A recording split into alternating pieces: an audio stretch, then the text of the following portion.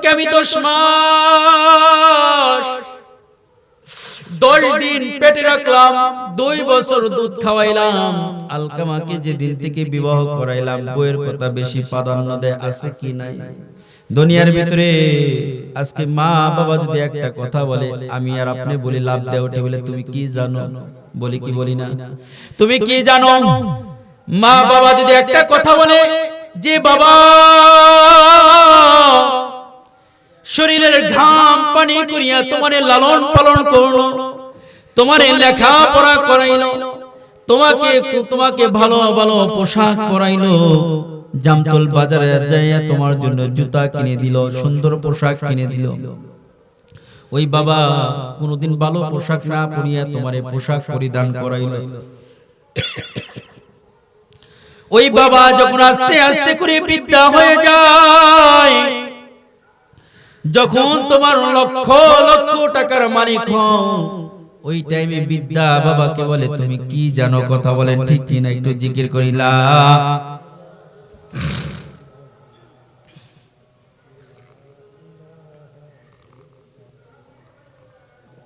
লা ইলাহা ইল্লাল্লাহ, লা ইলাহা ইল্লাল্লাহ মুহাম্মাদুর রাসূলুল্লাহ সাল্লাল্লাহু আলাইহি ওয়াসাল্লাম। আলকামা রাদিয়াল্লাহু তাআলা আনহু মাকে ডাক দিয়ে বলে, মা তোমার ছেলে কি কারণে কালেমা পড়তে পারে না? আমার বোঝার আর বাকি নাই। আল্লাহর পয়গম্বর বলেন, ও আলকামার মা, তোমার ছেলে কি বেয়াদবি করেছে? আলকামার মা বলে, ইয়া রাসূলুল্লাহ, ইয়া হাবিবাল্লাহ, যেদিন থেকে আমি বিবাহ করাইলাম ওই দিন থেকে আলকামা আমার কথা বেশি প্রাধান্য দিত না, বিবির কথা বেশি প্রাধান্য দেয় আছে কি নাই? দুনিয়ার ভিতরে মা যদি একটা কথা বলে মার কথা শুনতে চাই না, বাবা যদি একটা কথা বলে বাবার কথা শুনতে চাই না, আর যদি বিবি যদি একটা কথা বলে ওই কথাটাই বেশি প্রাধান্য দেয়। কথা বলেন ঠিক কি না? আলকামা রাদিয়াল্লাহু তাআলা আনহু মা বলে, ইয়া রাসূলুল্লাহ, ইয়া হাবিবাল্লাহ, এই জন্য আমি আলকামার উপর নারাজ, আমি আলকামাকে মাফ করব না। বিলাল রাদিয়াল্লাহু তাআলা আনহুকে বলা হলো, ও বিলাল, যাও যাও, লাকড়ির ব্যবস্থা করো, আগুন জ্বালানোর ব্যবস্থা করো, আলকামাকে আগুন দ্বারা দুনিয়ার ভিতরে জ্বালানো হোক।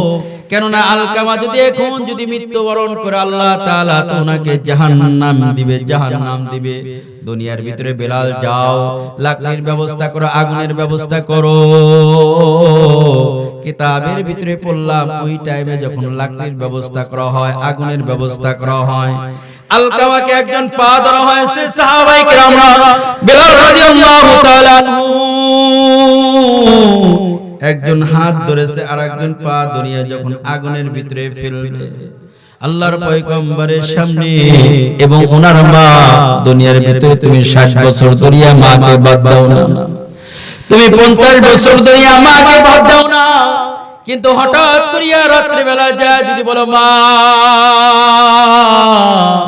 ভুল করেছি মাফ করিয়া দাও, মা বলে মাফ করে দিলাম সন্তান।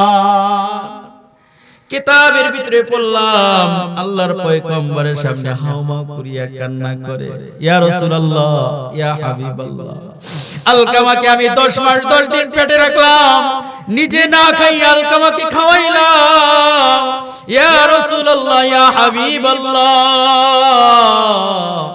আমার সামনে আলকামাকে আগুন দ্বারা পুড়বে না, না এটা হতে পারে না, ইয়া রাসূলুল্লাহ, আমি মা আলকামাকে maaf করে দিলাম। সুবহানাল্লাহ। কিতাবের ভিতরে পড়লাম আলকামা রাদিয়াল্লাহু তাআলা আনহুর মুখ থেকে জবান থেকে জারি হয় লা ইলাহা ইল্লাল্লাহু মুহাম্মাদুর রাসূলুল্লাহ। সকলেই বলি সাল্লাল্লাহু আলাইহি ওয়াসাল্লাম।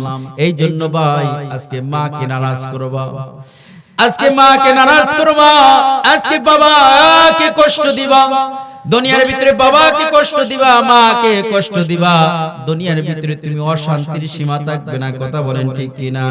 আজকে দুনিয়ার ভিতরে বড় লোক হতে চাও, দুনিয়ার ভিতরে ইজ্জত বাড়াইতে চাও, ইজ্জত বাড়াইতে চাও, দুনিয়ার ভিতরে যত ইজ্জত বাড়াইতে চাও মাকে খিদমত করো, দুনিয়ার ভিতরে সম্মান বাড়াইতে চাও পিতা মাতার খিদমত করো, পিতার মাতার খিদমত করো। তুমি যদি দুনিয়ার ভিতরে হায়াত বাড়াইতে চাও, অনেক দিন বাঁচবো, অনেক দিন বাঁচবো, পিতা মাতার খিদমত করো, পিতা মাতার খিদমত করো। খোদার কসম করিয়া বলি, পিতা মাতার খিদমতের দ্বারা আল্লাহ তাআলা হায়াত বাড়াইয়া দেয়। সুবহানাল্লাহ। এই জন্য ভাই, দুনিয়ার ভিতরে আমি আর আপনি দেখা যায় পিতা মাতাকে বোঝা মনে করি। ছোট্ট বেলা দেখা যায় আমি আর আপনি যখন আমরা দুটি ভাই ছিলাম, তিনটি ভাই ছিলাম, ছোট্টবেলা বলতাম বাবা আমার, ঠিক কিনা? বড় ভাই বলতো বাবা আমার, ছোট ভাই বলতো বাবা আমার, মেজো ভাই বলতো বাবা আমার। কিন্তু যখনই বড় হই, তিন কথার সাথে পাইয়া যখন ঘরে আনি, বউকে যখন ঘরে আনি, বাবাকে বলি, বড় ভাইকে বলি বাবা তোর মা তোর। কথা বলেন ঠিক কিনা? কেননা এই টাইমে পিতা মাতাকে খাবার দিতে হবে, পিতা মাতার টাকা দিতে হবে, এই জন্য বলি বাবা আমার না বাবার তোর। কথা বলেন ঠিক কিনা? আপনারা যারা সৌদি আরব গিয়েছেন, যারা হজ করতে গেছেন, সৌদি আরব একটা শহর আছে রিয়াদ শহর, নাম কি? রিয়াদ শহর আছে। বাস্তব একটা ঘটনা বলি, পত্রিকার ভিতরে এই ঘটনাটা আছে। এই রিয়াদ শহরের ভিতরে একটা পত্রিকা আছে, তার নাম আল রিয়াদ। বলেন নাম কি? আর রিয়াদ নামক একটা পত্রিকা আছে। এই পত্রিকার ভিতরে লেখে বিচারপতি সাক্ষাৎকার যিনি ছিল, উনি বিচারপতি সাক্ষাৎকারে বলে যে আমি চোখের পানি এক জীবনে একটা বিচারে আমি চোখের পানি রাখতে পারি নাই, ধরে রাখতে পারি নাই। কেমন? যে ছোট ভাই বড় ভাইয়ের নামে মামলা করেছে। দুনিয়ার ভিতরে আছে কিনা? বাংলাদেশেও আছে যে বড় ছোট ভাই বড় ভাইয়ের নামে মামলা করেছে। কেমন মামলা? মহামান্য আদালত আমার বাবাকে ঘুমের বড়ি খাইয়া অথবা কিছু টাকা পয়সার লোভ দেখাইয়া, ভালো মন্দ খাওয়াইয়া অথবা ঘুমের বড়ি খাইয়া আমার বাবাকে টিপ নিয়ে আমার বড় ভাই সমস্ত সম্পত্তি নিয়ে নিয়েছে। আছে কি নাই? রহ আছে। আর রিয়াদ পত্রিকার ভিতরে লেখে বিচারপতি বলেন বড় ভাইয়ের নামে ছোট ভাই মামলা দিয়েছে। কেমন মামলা? বিচারপতি মহামান্য আদালত, আমার 17 বছর ধরে আমার মা অসুস্থ, 17 বছর আগে আমার বাবা দুনিয়া থেকে চলে গেছে, এমন মা অসুস্থ, আমার বড় ভাই আমাকে লালন পালন করেছে, লেখাপড়া শিখাইছে। আজকে আমি বড় ধরনের চাকরি করি, আমার বড় ভাই 17 বছর ধরে মার খেদমত করে, আমার মা ঘরের ভিতরে পেশাব করে, আমার মা ঘরের ভিতরে পায়খানা করে, 17 বছর ধরে মা ঘরের ভিতরে পায়খানা করে, ঘরের ভিতরে পেশাব করে। বলেন তো দেখি, আমাদের বাংলাদেশে যদি, আমাদের এই এলাকায় যদি 17 মাস মা যদি ঘরের ভিতরে পড়ে থাকে, আর 17 মাসই যদি ঘরের ভিতরে পায়খানা করে, পেশাব করে, আপনারা যাইয়া মাদ্রাসা যা বলবো, ও মাদ্রাসার মুহতামিম সাহেব একটু জালালি খতম পড়ে দেন না, আমার মা ঘরের ভিতরে পেশাব করে, পায়খানা করে, আর সহ্য হয় না, আমার মা জানি দুনিয়া থেকে চলিয়া যায়। আছে কিনা? আমাদের কাছে আসে, হুজুর একটু জালালি খতম পড়ে দেন না, আমার বাবা তো অসুস্থ, দীর্ঘদিন ধরে ঘরে পড়া আছে, একটু দুনিয়া থেকে চলে যায় অথবা সুস্থ করে দিন। আছে কিনা? রহ আছে।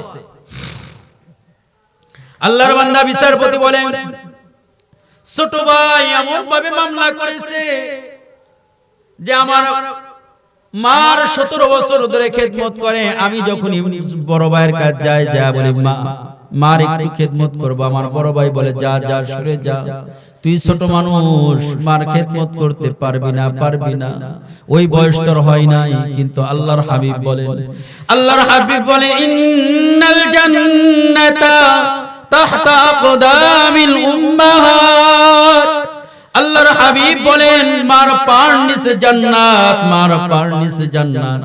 আমার বড় ভাই একা একাই খেদমত করিয়া জান্নাত কামাই করে নেয়।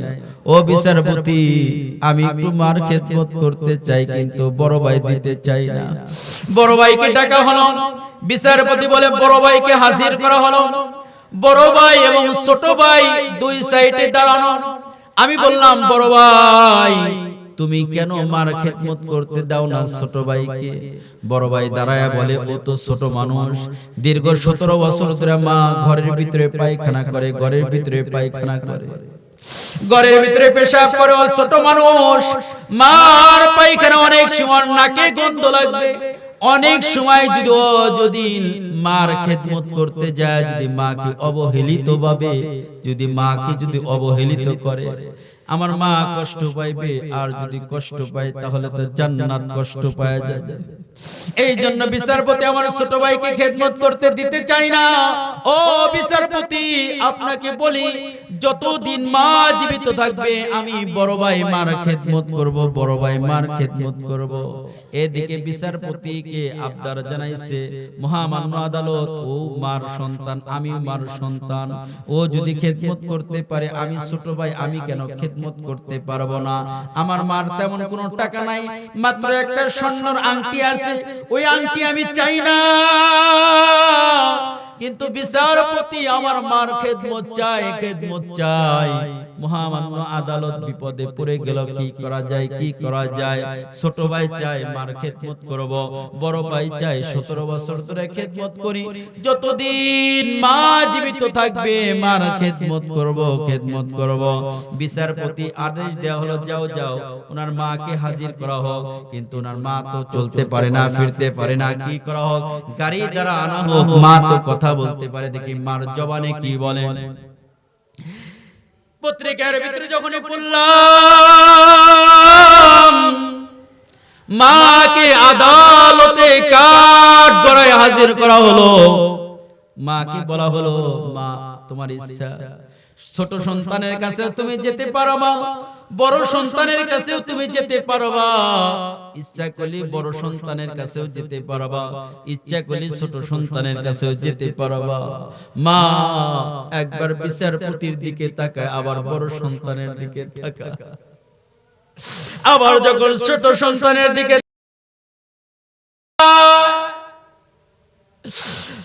বড় সন্তান হাত বাড়াইয়া বলে, মা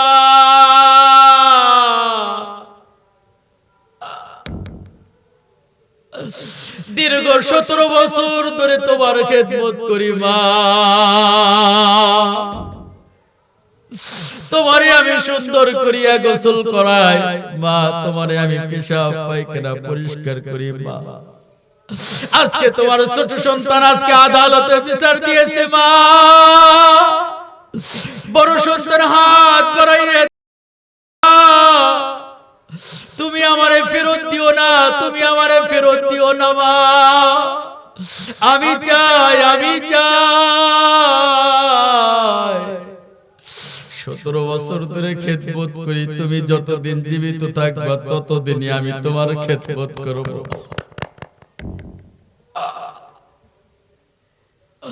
বড় ভাই বড় ছেলে হাত উঠাইয়া কান্না করে।